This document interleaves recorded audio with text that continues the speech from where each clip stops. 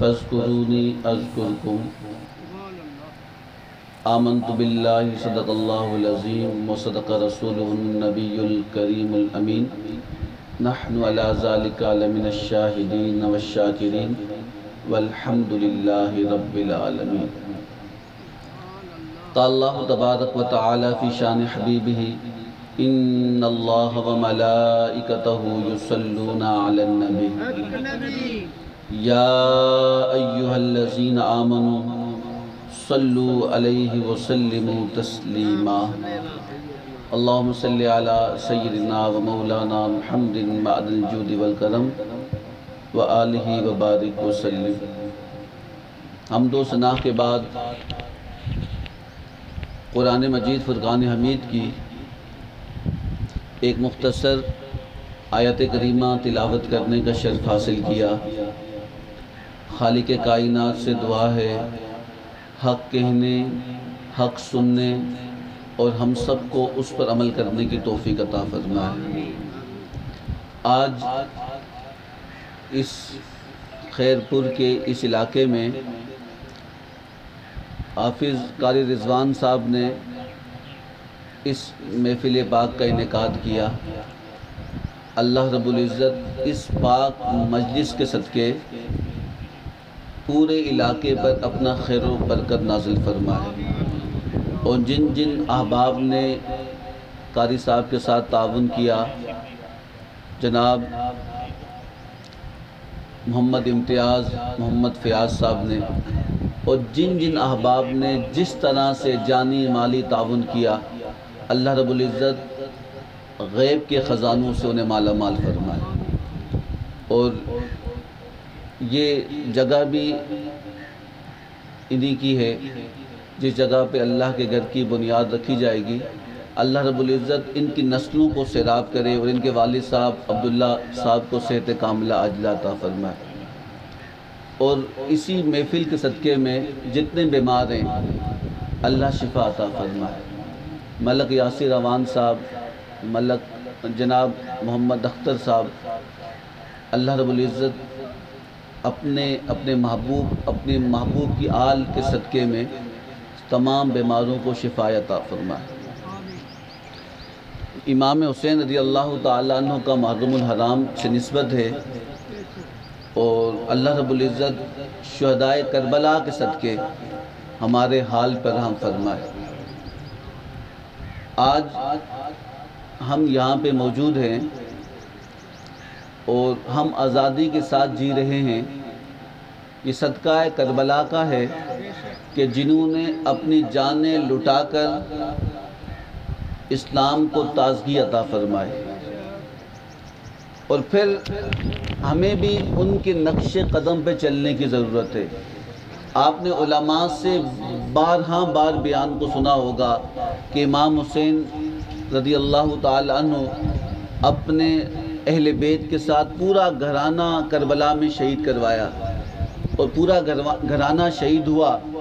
امام حسین رضی اللہ تعالی عنہ کا جو آخری انداز تھا وہ کیا تھا؟ روایت میں آتا ہے کہ اللہ کے نبی صلی اللہ علیہ وسلم کا فرمان ہے، آپ نے فرمایا کہ جو جس طرح مرے گا ویسے اٹھایا جائے گا۔ اگر کوئی شخص شراب پیتے مرا وہ شراب پیتے اٹھے گا، کوئی گر کر مرا تو اسی زخم میں اٹھایا جائے گا، کوئی جیسے مرا ویسے اٹھایا جائے گا۔ حسین جب شہید ہوئے تو ان کا سر سجدے میں تھا، ان کا سر سجدے میں تھا، اور اتنا طویل سجدہ قیامت تک کسی نے نہیں کیا، اتنا طویل سجدہ قیامت تک کسی نہیں کیا کہ جب سب اپنی قبروں سے اٹھیں گے اور امام حسین کو جب اٹھایا جائے گا تو وہ سجدے کی حالت سے اٹھایا جائے گا۔ نعرہ تکبیر، نعرہ رسالت، نعرہ حیدری۔ تو امام حسین رضی اللہ تعالیٰ عنہ کی سیرت کو دیکھیں، آپ نے اپنی جان لٹا دی، اپنے گھر بال لٹا دیے، لیکن دین اسلام کو گرنے نہیں دیا، انہیں اسلام کو بکھرنے نہیں دیا۔ تو اس لیے ہمیں بھی چاہیے، امام حسین رضی اللہ تعالیٰ عنہ آج کسی کے اوپر ظلم ہو اور پھر وہ ظلم سے کہ آخر کا تھک جاتا ہے، ارے کس کے سامنے اس کے بچے کو شہید کیا جائے، اس کے بھتیجوں کو شہید کیا گیا۔ آپ کے 27 افراد اہل بیت کے کربلا میں شہید ہوئے۔ کتنے؟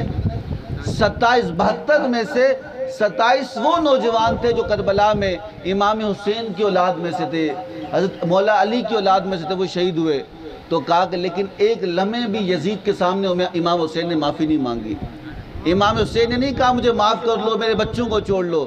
کہا ظالم ظلم کرتا رہے تو کتنا کرے گا؟ حسین صبر کرتا رہے گا۔ حسین کا صبر تجھے پتہ لگے گا کہ حسین کا صبر کتنا ہے۔ اور پھر آپ دیکھیں آج لوگ، میں نے جمعۃ المبارک کے خطبے میں لوگوں سے کہا، جمعۃ المبارک کے میں نے کہا اس جھگڑے میں پڑھو ہی نہ کون کیا کرتا ہے، آپ یہ دیکھو آپ کیا کرتے ہو۔ جو کچھ کرتا ہے اسے کرتے ہیں، تو وہ جانے رب جانے۔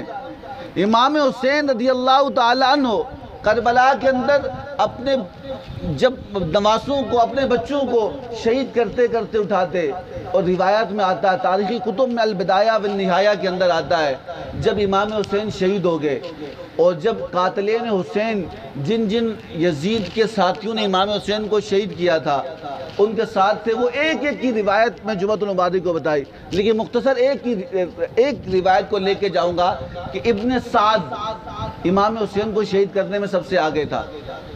جب وہ شمر، وہ خولی، وہ سب آگے امام حسین کو شہید کرنے میں آگے تھے۔ امام حسین تو شہید ہو گئے، آپ کا پیغام تو دنیا تک رہا۔ کسی شاعر نے کہا قتل حسین اصل میں مرگ یزید ہے، اسلام زندہ ہوتا ہے ہر کربلا کے بعد۔ ابن سعد کو جب بختیار سقفی کی فوجوں نے جب گرفتار کیا اور اس کو قتل کرنے کے لے کے جانے لگے، وہ فوجیوں سے کہتا تھا مجھے چھوڑ دو، میرا مال لے لو، میرا سامان لے لو، میرا سب کچھ لے لو، لیکن مجھے قتل نہ کرنا، مجھے بھگا دو، مجھے چھوڑ دو۔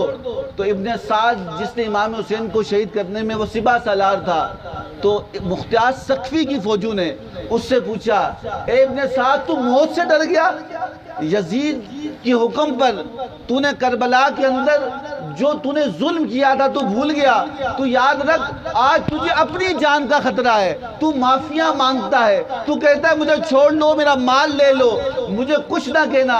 کہا تو نے کس لیے کیا؟ اس دنیا کو کمانے کے لیے، اس چیز کو کمانے کے لیے، اس چیز کو کمانے کے لیے کہ پیسے مل جائیں گے، مال مل جائے گا، دولت مل جائے گی۔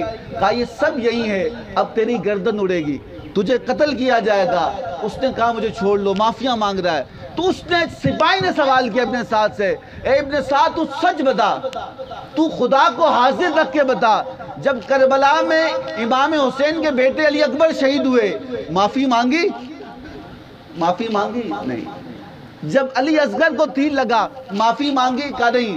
کہا پورا خاندان جب شہید ہوتا، حسین کربلا میں جاتے، اپنے بچوں کو اٹھاتے، واپس آتے۔ کسی شاعر نے کہا یہ کون ہے ڈٹا ہوا غبار میں پھٹا ہوا، یہ کون ہے ڈٹا ہوا غبار میں پھٹا ہوا، جو کوفیوں کے درمیان اکیلا ہی ڈٹا ہوا، یہ بالیقین حسین ہے، نبی کا نور عین ہے، فاطمہ کا چین ہے، انیق علی کا نور عین ہے۔ کہا کہ وہ حسین تھا، تو معافیاں مانگتا رہا، وہ نبی کا خون تھا، اپنے نانا کے دین کے لیے سب کچھ گھٹا دیا لیکن باطل کے آگے جھکنا پسند نہیں کیا۔ تو کہا یہ یاد رکھنا کہ ظالم ہمیشہ بزدل ہوتا ہے، اس کا نام نہیں لیتا۔ آج یزید نے کیوں کیا اس سلطنت کے لیے؟ حضرت ابو ذر غفاری رضی اللہ تعالیٰ عنہ روایت کرتے ہیں، اللہ کے نبی صلی اللہ علیہ وسلم نے فرمایا، آپ نے فرمایا کہ لوگ کہتے ہیں کہ میرا مال مال مال مال مال، یہ میرا مال ہے، یہ میری زمین ہے، یہ میری جگہ ہے، میں لے لوں گا۔ میں آپ سے پوچھتا ہوں کہ 100 سال پہلے یہاں کون تھا؟ جب آپ پیدا بھی نہیں ہوئے تھے، وہ بھی تو آپ سے بہادر تھے۔ تو حضور نے فرمایا کہ انسان اسی دھوکے میں رہتا ہے کہ میرا مال، میری جائیداد، میری اولاد، میرا سب کچھ، یہ میں نہیں رہوں تو یہ اس سے ان کے کام آئے گا۔ یاد رکھنا کام آئے نہ آئے ہمیں نہیں پتا، جب تک آپ موجود ہیں اللہ سے دعا کرو کہ اللہ شرم پردے کے ساتھ رکھے۔ اللہ جو مجھے مال دیا میرے استعمال میں ہو، مجھے اس سے فائدہ پہنچے۔ وہ مال کس کام کا کہ بندہ کروڑوں کی جائیداد بنا کے مر گیا، پیچھے تو قبر میں حساب وہ دے گا، مزے دوسرے کریں گے۔ حضور نے فرمایا، پھر صحابہ نے پوچھا یا رسول اللہ مال پھر کس کا، انسان کا کون سا ہے؟ آپ نے فرمایا کہ انسان کا وہی مال جو اس نے کھا لیا۔ جو کیا؟ بولیں جو اس نے کھا لیا، جو اس نے پہن لیا، جو اس نے اللہ کی راہ میں خرچ کیا وہی مال ہے۔ باقی بچا ہوا مال تو وارثوں کا ہے۔ جو استعمال کیا وہ انسان نے اس کا مال، اصل مال وہ ہے۔ جو پہن لیا، جو بچوں کو لگا دیا وہی اصل مال ہے۔ جو رب کی راہ میں دے دیا وہی اصل مال ہے۔ باقی تیرا مال نہیں ہے، تو دھوکے کے اندر ہے، تو فریب کے اندر ہے، تو سوچ کے اندر ہے کہ آنکھیں بند ہوئی معاملہ ختم۔ سب سے پہلے تیری اپنی اولاد تیرے اپنے کپڑے اتار لے گی، تیرا نام چھن جائے گا، تیری شناخت چھن جائے گی۔ آج بڑے بڑے سردار ہیں، لیکن جب اعلان ہوگا کہ فلاں بندے کی میت تیار ہے، فلاں بندے کی میت، وہ سرداری، وہ ڈاکٹری، وہ منصب سب رہ جائے گا، صرف نام بھی چھن جائے گا، میت رہ جائے گی۔ تو رب تعالیٰ یہ بتانا چاہ رہے کہ بندے دھوکے بھی نہیں لینا، جب تک زندہ ہے تو ایسے رہے۔ حضرت مولا علی کرم اللہ وجہ الکریم روایت کرتے ہیں، حضرت فرمایا کہ توبہ پہ استقامت ہی سب سے بڑی، کیا نام ہے، توبہ کے اوپر قائم رہنا سب سے بڑی کرامت ہے۔ حضرت علی کرم اللہ وجہ الکریم سے روایت ہے، آپ ایک جگہ مسجد سے گئے، ایک بندہ کہہ رہا ہے یا اللہ مجھے معاف کر، یا اللہ مجھے معاف کر، میں توبہ کرتا ہوں۔ تو مولا علی نے اسے پیچھے سے پکڑا، کہا جھوٹی توبہ کرتا ہے؟ کہا یا علی جھوٹی توبہ کیا ہوتی ہے؟ کہا مسجد میں کہنا یا اللہ مجھے گناہ سے بچا، باہر جا کے بھی گناہ کرنا۔ مسجد میں کہنا اکیلے بیٹھنا یا اللہ میں بھی گناہ نہیں کروں گا، پھر وہ کرنا، یہ جھوٹی توبہ ہے۔ تو جب بندہ توبہ کرتا ہے پھر وہ گناہ نہیں کرتا، اس طرف دیکھتا ہی نہیں ہے، اس طرف دیکھتا ہی نہیں ہے۔ تو اس لیے آپ اس جگہ پہ موجود ہیں، اور یہاں پہ آپ کو آنے کا مقصد یہ کہ جب بندہ اللہ کی راہ میں نکلتا ہے، آپ جتنے لوگ چل کر آئے، آپ جتنے لوگ قاری صاحب نے دعوت دی آپ آئے، اور جتنے لوگ آئے، آپ کیا سمجھتے ہو آپ خود آئے ہو؟ میرے ساتھ چلیں، آپ خود نہیں آئے، آپ خود، ہمارا عقیدہ ہے، میں جمعۃ المبارک کا ہمارا بڑا اجتماع ہوتا ہے، اور ہفتے کے دن ہمارے یہاں ذکر کی کل بڑی مجلس تھی، اور ہفتہ وار اجتماع ہوتا ہے۔ تو میری عادت ہے، بچے ہمارے گواہ ہیں، میں پتھروں سے بات نہیں کرتا، میں انسانوں سے بات کرتا ہوں۔ تو میرے ساتھ چلیں گے تو میں آگے بات کروں گا۔ میں بھی تو بول رہا ہوں نا، اتنا دور سفر کر کے آیا، آپ کے لیے آیا، میں خود تھوڑی آیا، رب نے آپ کے لیے بھیجا ہے، سمجھا نہیں بات کی؟ تو آپ میرے ساتھ چلیں۔ ہر انسان کا عقیدہ کہ پتہ اپنے حکم کے بغیر ہلتا نہیں، ہوا رب کے حکم کے بغیر چلتی نہیں، بارش رب کے حکم کے بغیر برستی نہیں، یہ سبزہ رب کے حکم کے بغیر اگتا نہیں۔ تو آپ کیسے آئے؟ یہ قدم اٹھے نہیں، رب نے اٹھائے ہیں، رب نے بلایا ہے آپ کو، اور کہا رب جس سے بھلا کرتا ہے۔ آپ دیکھیں بڑی بڑی کچہریاں لگی ہوتی ہیں، سرکس لگے ہوتے ہیں، وہاں شادیاں لگی ہوتی ہیں، بڑے بڑے معاملات ہوتے ہیں، کوئی ادھر بھاگ رہا ہے، کوئی ادھر بھاگ رہا ہے، اور جو عاشق ہوتا ہے وہ رب کی طرف بھاگ رہا ہوتا ہے۔ رب جسے پسند، رب چنتا ہے، رب لیتا ہے، رب پسند کرتا ہے، اسے اپنی طرف بلا لیتا ہے۔ ہارون رشید بادشاہ بہت بڑا مسلمانوں کا بادشاہ گزرا ہے، اس زمانے میں وہ بادشاہ تھا، تو کسی بندے نے اس کے خلاف بات کی، اللہ کا نیک بندہ تھا، تو بادشاہ کو پتہ لگا، اس نے کہا اسے پکڑ کے لاؤ، اسے پکڑ کے لایا گیا، تو کہا کہ اسے جیل میں ڈال لو، قید کر لو۔ جیل میں نہیں ڈالنا، ایک صندوق بنانا، تابوت بنانا، اس تابوت کے اندر اسے بند کرنا، اور 3 دن کے بعد جب اسے کھولنا، یہ بھوکا پیاسا مر جائے گا۔ جب مر جائے گا تو لوگوں کو دکھانا کہ جو شخص بادشاہ کے خلاف بولتا ہے تو اس کا انجام یہ ہوتا ہے، اس کو ایسی سزا دی جاتی ہے تاکہ کوئی دوبارہ یہ غلطی نہ کرے۔ تو بادشاہ نے اس کو صندوق میں بند کیا، رات گزری، صبح جب بادشاہ باغ میں ٹہل رہا تھا تو دیکھا وہ بندہ باغ میں ٹہل رہا ہے۔ بادشاہ نے پوچھو بھائی کون تیرے ساتھ ملا ہوا ہے، کون سا سپاہی تیرے ساتھ ملا ہوا ہے، تو یہاں کیسے آیا، تجھے کس نے یہاں پہنچایا؟ کہا کہ بس جس نے مجھے اندر پہنچایا تھا اس نے مجھے بعد بھی پہنچایا۔ کہا قرآن کہتا ہے وَإِذَا أَرَادَ شَيْءً أَن يَقُولُ لَهُ كُن فَيَكُونُ، اللہ جس چیز کا ارادہ کرتا ہے وہ کہتا ہے ہو جا، ہونا بولتا ہے وہ چیز ہو جاتی ہے۔ ہارون رشید نے کہا یار کوئی بندہ اس سے ملا ہے جو اس کو وہاں سے نکال کے اس سے محبت، اس کا مرید ہوگا، اس کو کہا کہ ڈبل صندوق ڈالو، ڈبل صندوق میں لا کے ڈبل جیل میں بند کر دیا۔ ہارون رشید نے کہا 3 دن اسے نہیں کھولنا، اور 3 دن کے بعد جب وہ اس کو کھولیں گے تو یہ مرا ہوگا۔ دوسرے دن ہارون رشید پھر باغ میں ٹہل رہا تھا تو دیکھا وہ بندہ پھر باغ میں ٹہل رہا ہے۔ ہارون رشید نے کہا اب تجھے کسی نکالا؟ کہا جس نے پہلے نکالا تھا اس نے اب بھی نکالا ہے۔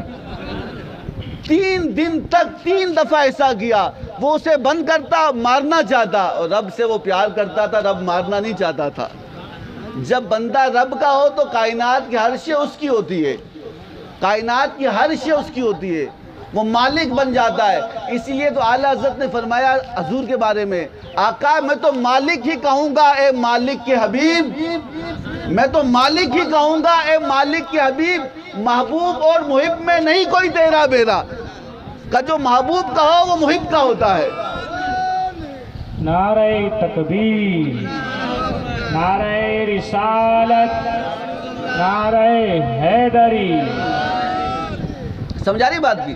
تو کہا کہ تمہیں کس نے بات تیسری بار ایسا ہوا؟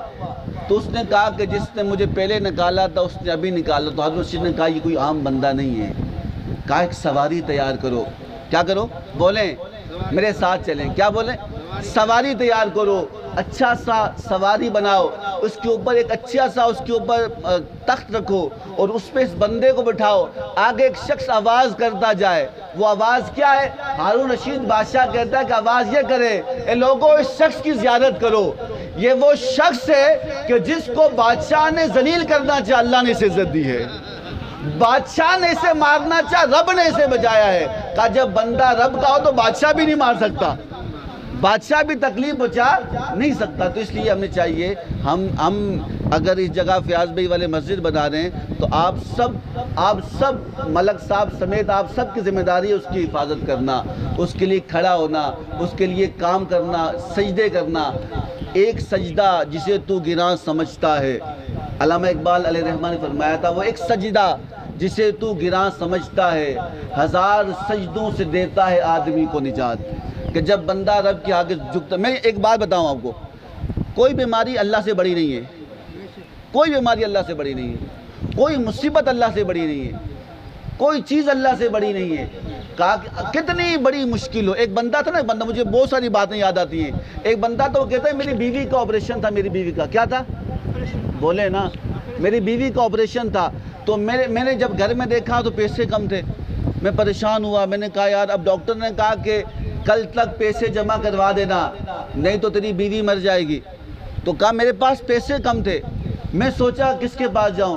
آپ کو یہ تو پتہ ہوگا نا، مشکل وقت میں کسی کے پاس ہوں تب بھی نہیں دیتا، جب آپ کے پاس ہو سب کہنے سے گھنا ضرورت تھا، حاضر رہا۔ جب مشکل وقت تھا مری بھی ہو ڈٹی بھی ہو، یہ آپ سنا ہوگا نا، جب ضرورت ہو تو کہا کہ جب ضرورت ہو اس وقت بھی اللہ سے مخاطب ہو تو اللہ سبب پیدا کرے گا، اللہ اسباب پیدا کرے گا۔ ہم اللہ کو چھوڑ کر سب کے پاس جاتے ہیں پھر کچھ نہیں ملتا، اس کے پاس جائیں گے رب بندوں کے دل تمہاری طرف پھیر دے گا۔ سمجھا نہیں بات کی؟ تو کہا کہ اس نے کہا میں سوچا کیا کروں، کافی 3-4 بندوں کو بولا، اس دور کا واقعہ ہے، کسی نے کوئی جواب نہیں دیا۔ ڈاکٹر نے کل کا ٹائم دیا، رات کافی بیت گئی، میں نے چین صبح بیوی کا آپریشن ہے اور اس کی نہ ملنے پہ موت واقعہ ہے، تو شوہر کو کہاں چین آئے گا، اس کے بیوی بچے کیا نام ہے مسکین ہو جائیں گے، وہ اسی پریشانی کے اندر اسے نیند نہیں آئی، کبھی ادھر کروٹ بدلے، کبھی ادھر کروٹ بدلے، کوئی مال نہیں تھا وہ بیچ ڈالتا۔ وہ رات کو اٹھا، گھر سے نکلا، مسجد میں چلا گیا۔ کہاں چلا گیا؟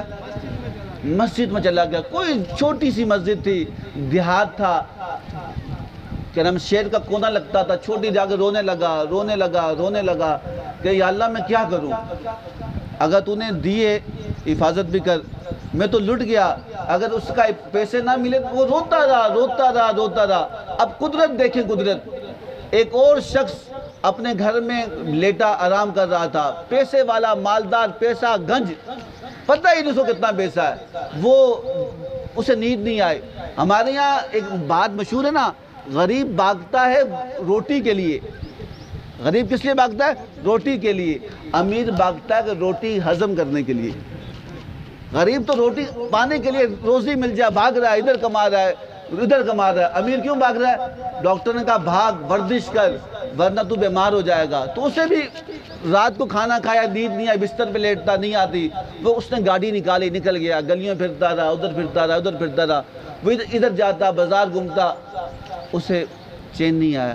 آخر کار چلتے اس نے کہا یار چلو نیند نہیں آتی، 2 نفل ہی پڑھ لوں، امیر آدمی سے 2 نفل پڑھ لوں، اللہ سے کہوں یا اللہ نیند دے دے۔ وہ جب اسی مسجد میں پہنچا، کوئی دوسرے شہر کا شخص گاڑی لے کے پھر رہا ہے پورے شہر میں، اور پھر اسی مسجد کے سامنے رکا اور رک کے نفل پڑھنے کے لیے مسجد میں گیا، اور جا کے اس نے دیکھا ایک بندہ رو رہا ہے، آس پاس دیکھا. ہمارے یہاں لوگ پہلے لوگ ڈرتے جن تو نہیں آ گیا. ہاں ابھی اختر بھائی کہتے ہیں کہ جن تو ہمارے اندر ہے, اصل جن تو ہم ہیں. ہاں جنات ہم سے ڈرتے ہیں. ایک بندہ 5 وقت نماز نہیں پڑھی, شیطان اس کے ساتھ چلنے لگا. جب صبح سے لے کے شام تک اس نے ایک نماز نہیں پڑھی, اس نے کہا صحیح مجھے معاف کرو. اس نے کہا بھئی کیا ہوا؟ کہا یار مجھے ڈر ہے کہ اللہ عذاب نازل نہ کرے. اس نے کہا بھئی کیا ہوا, تو کون ہے؟ اس نے کہا میں شیطان ہوں, میں نے ایک سجدہ نہیں کیا, اللہ نے قیامت تک مجھے لعنتی بنا دیا. صحیح تو صبح سے شام تک بے نمازی ہے, تیرا حال کیا ہوگا, تیرے ساتھ کیا معاملہ ہوگا؟ تو کہا کہ جب اس شخص نے جب وہاں پہ گاڑی روکی, اندر گیا, اس شخص بندے سے پوچھا بھئی چھا مسئلہ ہے؟ اس نے کہا یہ وڈو مسئلہ ہے. اس نے کہا ہی کیر مسئلہ ہے, کوئی مسئلہ نہ, ہی وٹ گھنا پیسے. اس نے کہا کتنے پیسے چاہیے, یہ لے لے. اس نے پیسے لیے. اس نے کہا یا اللہ تیرا شکر ہے. پیسے لے کر چلنے لگا. اس بندے نے اپنا کارڈ نکالا, کارڈ.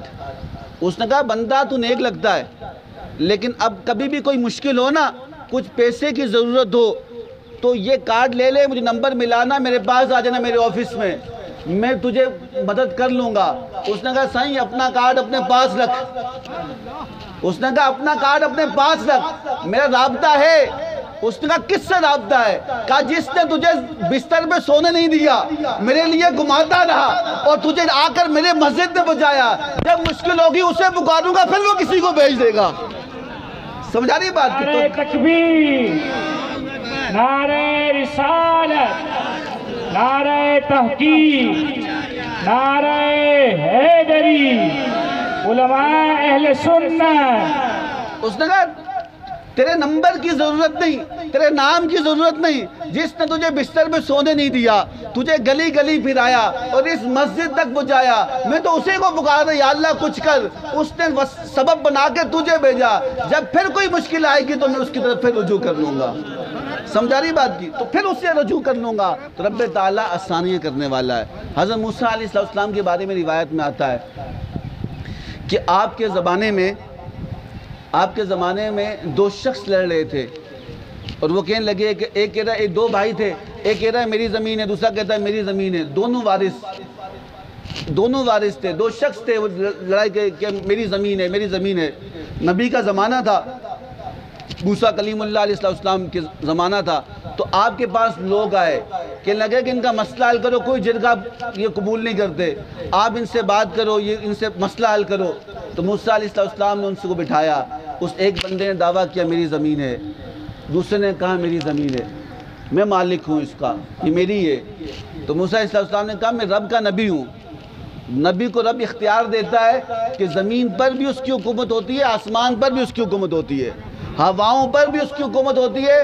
جہاں جہاں اللہ رب العزت نے اپنے محبوب کے لیے کیا کہا, اپنے لیے فرمایا کہ الحمدللہ رب العالمین, سب تعریفیں اس رب کے لیے جو تمام جہانوں کا پالنے والا ہے. اور کہا کہ وَمَا أَرْسَلْنَاكَ إِلَّا رَحْمَةً لِّلْعَالَمِينَ, کہا کہ جس طرح میں تمام جہانوں کے لیے رب العالمین ہوں, تو تمام جہانوں کے لیے رحمت للعالمین ہے.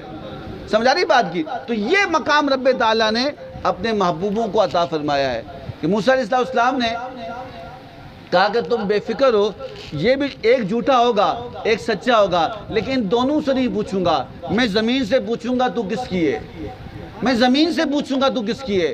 تو موسیٰ علیہ السلام نے زمین سے پوچھا تو کنجیا, ہاں تو کس کی ہے؟ تو زمین نے کہا کہ ان سے کہہ دو اللہ کے نبی, نہ میں اس کی ہوں نہ میں اس کی ہوں, میں دونوں میرے ہیں. انہیں بتا دو نہ میں اس کی ہوں نہ میں اس کی ہوں, یہ دونوں میرے ہیں, سب دونوں میرے اندر آئیں گے, یہ دونوں میرے ہیں. کب تک لڑو گے, کب تک جھگڑا کرو گے, کب تک گھومو گے, کب تک قبضہ کرو گے, آخر میرے اندر ہی آؤ گے نا. تو پریشان نہیں ہو, تم میرے ہو. تو یاد رکھنا کہ یہ زمین یہیں رہ جائے گی, لیکن وہ عمل جو ہم نے اللہ کے لیے کیا, اللہ رب العزت اس کا صدقہ ہمیں عطا ضرور فرمائے گا, ہماری نسلوں کو سیراب کرے گا. تو اس لیے ایک انگریز مفکر نے کہا تھا کہ اگر مسلمانوں سے 4 چیزیں نکال لیں, کتنی 4 چیزیں, تو مسلمان پھر نام کا مسلمان ہوگا, وہ کسی کام کا نہیں رہے گا, وہ کسی کام کا نہیں رہے گا. تو کہا 4 چیزیں کیا؟ کہا کہ اگر مسلمانوں سے حج نکال دیا جائے, جہاں یہ جمع ہوتے ہیں, ان کی اجتماعیت ختم ہوگی. ابھی ختم کر لیا حج, انگریز کی سازش تو ہے. کتنا بھی آپ دیکھیں، ابھی جو حج ہوا دنیا سے 50-60 ہزار لوگ آئے، صرف پاکستان سے 7 لاکھ لوگ جاتے تھے. یہ ایک سازش ہے، اب یہ پلان ہے کہ حج ختم کر دیا جائے، دوسرا جہاد ختم کیا جائے اللہ کے نام پہ. علامہ اقبال علیہ الرحمٰن نے فرمایا جہاد کیا ہے؟ جہاد تو وہ عشق جو نبی کے نام پہ مرا جاتا ہے. کسی نے کہا مجھے کیا، علامہ اقبال علیہ الرحمٰن کا شعر ہے، مجھے کیا خبر تھی سجود کی، مجھے کیا پتا تھا رکوع کا، کسی نقش پا کی تلاش تھی میں جھکا رہا نماز میں. در مصطفیٰ پہ رکھا جو سر، صدا آئی اے بے خبر، تیرے وہ بھی سجدے ادا ہوئے جو قضا ہوئے تھے نماز میں. سمجھ آ رہی بات؟ تو علامہ اقبال نے کہا یہ عشق ہے، یہ عشق ہے. اور جہاد ختم ہو گیا تو مسلمان ویسے ہی ختم ہو جائے گا. اور تیسرا قرآن، کیا ختم کرو؟ قرآن اس سے بلا دو. قرآن کا ان کا تعلق صرف 40واں 30واں اور بس قرآن خوانیاں میت میں رکھو، باقی قرآن پڑھاؤ ہی نہ، تو پھر یہ مسلمان نہیں رہے گا. اور آخری بات جو اہم بات تھی، کہا نبی کا عشق مٹا دو، نبی کا عشق مٹا دو. وہ بلال تھے حبشہ سے چل کر آئے نبی کے عشق میں، وہ سلمان فارسی تھے جو فارس سے چل کے آئے نبی کے عشق میں. صحابہ فرماتے ہیں کہ بلال تھے، بلال تو بلا فتح مکہ کے دن بڑے بڑے صحابہ بول اٹھے، اے بلال تو غلام تھا لیکن تجھے ہم نے سردار اس کے مانا کہ حضور کا تو غلام بن گیا ہے. جب بندہ حضور کا غلام ہو تو پھر وہ دنیا کا اللہ رب العزت اسے شہنشاہ بنا دیتا ہے. تو کہا عشق سے نکال دو تو پھر یہ کسی کام کے نہیں رہیں گے. تو یہ مسلمانوں کا سارا جو ایمان قائم ہے وہ نبی کی محبت میں ہے. اگر نبی کی محبت نہیں تو پھر کچھ بھی نہیں، پھر بھول جاؤ عبادات کو. یہ سجدے ہیں، یہ اوپر نیچے اٹھک بیٹھک ہی ہوگا. اور کہا کہ صحابہ ایک نبی کا عشق صحابہ سے پوچھیں. صحابہ اکرام علیہ رضوان ایک دفعہ نماز پڑھ رہے تھے تو نماز پڑھتے پڑھتے حضور نے ایسے کیا. کیسے کیا؟ ایسے ہاتھ کیا اور واپس پیچھے کر لیا. میں آپ سے پوچھتا ہوں، جب بندہ نماز پڑھتا ہے اس کی نگاہ سجدے کی جگہ پر ہوتی ہے، کہا جہاں سجدہ ہوتا ہے اس جگہ کے بندے کی نگاہ ہوتی ہے. لیکن صحابہ جب نماز پڑھتے تھے ان کی نگاہ چہرہ مصطفیٰ کی طرف ہوتی تھی، چہرہ مصطفیٰ کی طرف ہوتی. اب بتائیں صحابی نماز پڑھے ہیں، حضور نے ایسا کیا، اب میں نیچے دیکھتا ہوں مجھے کیا پتا آگے کیا کر رہا ہے. حضور نے ایسے کیا. اور جب نماز ختم ہوئی صحابہ نے پوچھا یا رسول اللہ صلی اللہ علیہ وسلم ہمارے ماں باپ آپ پہ قربان ہو، آپ نے ایسے کیا کوئی نئی بات تھی؟ تو حضور نے نہیں پوچھا کہ تم نماز پڑھ رہے تھے کہ مجھے دیکھ رہے تھے. حضور جانتے تھے کہ نماز وہی ہے جو حضور کا دیدار ہو. تو کہا حضور نے فرمایا پھر کیا تھا؟ کہا کہ اے میرے صحابہ، میرے سامنے جنت تھی اور جنت میں ایک انگور کا گوشہ تھا اور میں نے چاہا اسے توڑوں. کیا کروں؟ میں نے چاہا اسے توڑوں اور اسے توڑ کر تمہیں دے دوں اور تم قیامت تک کھاتے رہو، وہ ختم نہ ہو. تو میں نے سوچا کہ نہ اسے رہنے دوں. صحابہ نے کہا اچھا آپ بتائیں، حضور مسجد نبوی میں کھڑے ہیں، جنت 7 آسمان اوپر ہیں، سدرۃ المنتہا سے اوپر 4 مقام ہیں، عالم ناسوت، عالم ملکوت، عالم جبروت، عالم لاہوت. لاہوت آخری مقام ہوتا ہے، اس سے آگے جنت ہے. تو جب اس آخری مقام پہ جنت، حضور مصلی پہ کھڑے ہیں، آپ یقین جانیں کہ میرے محبوب کا شان کتنی بلند ہے، پاؤں زمین پر ہاتھ جنت میں، پاؤں زمین پر ہاتھ جنت میں. بتاؤ جس کی جتنی شان ہوتی ہے وہ ہمارا ہاتھ تو یہاں تک نہیں پہنچتا، میرے محبوب کا ہاتھ جنت تک پہنچتا ہے. تو یاد رکھنا جو محبوب کا ہوگا وہ جنت ہی ہوگا، محبت کرنے والا ہوگا رب اسے جنت ضرور عطا کرے گا. کیونکہ محبوب کے غلام کو رب رسوا کرتا نہیں، کبھی اسے ذلیل کرتا نہیں. تو اس لیے اللہ سے دعا کریں کہ اللہ تعالیٰ ہم سب کو اللہ کے ذکر کی توفیق دے، نیک مجلسوں میں آنے کی توفیق دے. آپ سب دیکھیں یہ گھوٹ اللہ کا ہے اور اس گھوٹ میں اللہ کی رحمت تب برسے گی جب سب نیک ہو جائیں گے، جب سب اچھے ہو جائیں گے. ایک بندہ کہتا ہے وہ اچھا نہیں ہے، تو وہ اچھا نہیں ہے تو خود اچھا ہو جا. میں کتنا اچھا ہوں اپنا آپ دیکھیں. اپنے ہر بندہ اپنی ذمہ داری لے لے. یہ قاری صاحب اکیلے نہ ہو. ہمارے پاس یہ بھی عالم ہے, یہ بھی عالم ہے, وہ بھی عالم ہے, یہ سارے عالم ہیں. انہوں نے کہا کہ میں صحیح کیا کروں؟ میں نے کہا یاد رکھ, سب سے پہلا حق اپنے گھوٹ کا ہوتا ہے. تو آپ وہاں لوگوں کو تبلیغ کرو, پھرو گھر میں اندھیر لگاؤ, گھر میں آگ لگی ہو, باہر پانی نہیں بجھایا جاتا, گھر میں لا علمی ہو, لوگوں کو علم نہیں سکھایا. سب سے پہلا اللہ قرآن میں الاقرب فالاقرب, سب سے پہلے قریب والوں کا حق ہے. میں نے اس کو کہا کہ بیٹا تو کام کر اللہ کے آسرے پر, رب جانے تو جانے. سمجھا رہی بات کی؟ تو کہا کہ پھر یہ آپ کی ذمہ داری ہے, آپ کی ذمہ داری.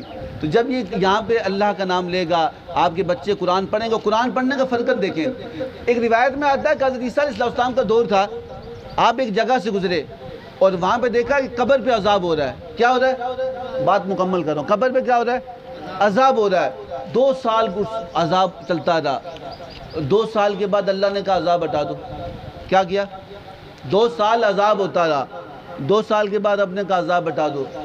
تو فرشتوں نے عرض کی, یہ باری تعالیٰ 2 سال اس کو مرے ہوئے ہو گئے اور 2 سال تک یہ اپنے گناہوں کا وجہ سے عذاب میں, اور اس کو عذاب دیا جا رہا ہے. اب کیا مسئلہ ہے؟ کہا کہ جب یہ مرا تھا اس کا بیٹا چھوٹا تھا. کتنا تھا؟ 6 مہینے کا تھا. اس نے اپنی بیوی کو وصیت کی کہ اسے اللہ کا کلام پڑھانا. آج اس کا بیٹا 2 سال 2.5 سال کا ہو گیا. آج اس کا بیٹا کسی عالم کے بعد بیٹھ کے پڑھتا بسم اللہ الرحمن الرحیم, سب تعریف اللہ تیرے لیے جو بہت مہربان اور بہت رحم کرنے والا. کہا اس کا بیٹا مجھے کہ بہت مہربان, بہت رحم کرنے والا, مجھے شرم آتی اس کے باپ کو عذاب دوں, مجھے شرم آتی اس کے باپ کا عذاب دوں. تو اس کے باپ سے عذاب ہٹا دو. اس کا بیٹا میرا نام لیتا ہے, اس کی قبر کو جنت کا باغ بنا دو. سمجھا رہی بات کی؟ تو اس لیے اپنے لیے صدقہ جاریہ کرنا ہے تو اپنے بچوں کو پڑھائیں, ان کو قرآن سکھائیں تاکہ آپ کے لیے صدقہ جاریہ ہو. اللہ رب العزت ہمارے پر رحم فرمائے, اللہ رب العزت اپنی رحمتوں کو نازل کرے, ہم سب کو آپس میں اتفاق, اتحاد اور محبت دے. آپس میں جب محبت ہوگی تو پھر اللہ کی برکت ہوگی. بے اتفاق نہ ہو تو پھر برکت بھی نہیں ہوتی. جس کا کوئی بڑا نہ ہو تو اس کا کوئی حال نہیں ہوتا. تو آپس میں محبت رکھیں, ایک دوسرے کے کام آئیں. جب ایک دوسرے کا ایک بندے کا واقعہ ہے نا, جمعے کا دن تھا, جمعے کا دن تھا, وہ جمعہ پڑھنے جا رہا تھا تو اس کا جو بیل تھا وہ بھاگ گیا رسی توڑ کے. گائے نہیں ہوتی, گائے کا جو بیل ہوتا ہے وہ رسی توڑ کے بھاگ گیا. اور دیہاتوں کے اندر مجھے نہیں پتا, لیکن ایسا ہوتا ہے کہ ہفتے دیہاتوں کے اندر ایک ٹائم ہوتا ہے کہ آج پانی تو لگانا, آج پانی تو لگانا. وہ ٹائم اس کا تھا پانی لگانے کا, اور تیسرا ٹائم جمعے کا تھا. اس نے کہا کہ بیل پکڑوں گا جمعہ جائے گا, پانی لگاؤں گا جمعہ جائے گا. جمعہ تو جا رہا ہے, کیا کروں, بیل ڈھونڈوں یا پانی لگاؤں؟ اس نے سوچا کہ بیل شام کو آ کے ڈھونڈ لوں گا, پانی پھر لگا لوں گا, اللہ مالک ہے. وہ جمعہ پڑھنے, نماز پڑھنے چلا گیا. واپس آیا تو بیل اپنی جگہ پہ کھڑا تھا, پانی سیراب ہو چکا تھا. اس نے 2 کام رب پہ چھوڑے, رب نے دونوں کام اس کے کر لیے. سمجھا رہی بات کی؟ تو جب بندہ رب کے لیے معاملہ چھوڑتا ہے تو رب اس کے لیے آسانیاں کرتا ہے, اس کے لیے اپنی برکتوں کو نازل کرتا ہے. تو میں دوبارہ کہہ رہا ہوں, کوئی مصیبت اللہ سے بڑی نہیں, کوئی بیماری اللہ سے بڑی نہیں. اللہ شفا دینے والا. یہ ڈاکٹرز کے پاس ہم جاتے ہیں, ڈاکٹر آپ کو گارنٹی دیتا ہے کہ میرے پاس روزانہ سینکڑوں لوگ آتے ہیں, وہ اس سے پوچھتے ہیں صحیح یہ مسئلہ حل ہو جائے گا؟ میں نے کہا مسئلہ میرا تھوڑی ہے, اور نہ میں حل کرتا ہوں, میں تو سبب ہوں دینے کا, حل تو اس نے کرنا. خدا کی قسم جتنا بندہ آیا سب کا حل ہو گیا. اتنے یہ گواہ ہیں, اتنے لوگ آتے ہیں, سب کے مسئلے حل ہوتے ہیں. کیوں؟ جب بندہ رب کا ہوتا ہے, رب کام اسی نے کرنا ہوتا. آپ تو آسرا ہوتے ہو, آپ تو آڑ ہوتے ہو, آپ تو سب اللہ کے محبوب کے حدیث مبارکہ کا مفہوم ہے کہ جب بندہ رب کا ہوتا ہے تو رب اس کا ہو جاتا ہے. پھر کیا ہوتا ہے؟ ہاتھ اس کے ہوتے ہیں, پکڑتا رب ہے. آنکھیں اس کی ہوتی ہیں, دیکھتا رب ہے. زبان اس کی ہوتی ہے, بولتا رب ہے. تو کہا کہ جب بندہ رب کا ہو پھر آسانیاں ہوں گی. تو یاد رکھنا کہ پریشان کبھی اس بات نہیں کیسے ہوگا بھئی آپ کا مسئلہ تھوڑی یہ اس کا ہے, اس پہ چھوڑو ہو جائے گا. اسباب ایسے نکلیں گے آپ حیران ہو جائیں گے. تو اللہ سے دعا کریں کہ اللہ تعالیٰ ہم سب کو صحیح معنوں میں دین کو سمجھنے, اس پہ عمل کرنے کی توفیق عطا فرمائے.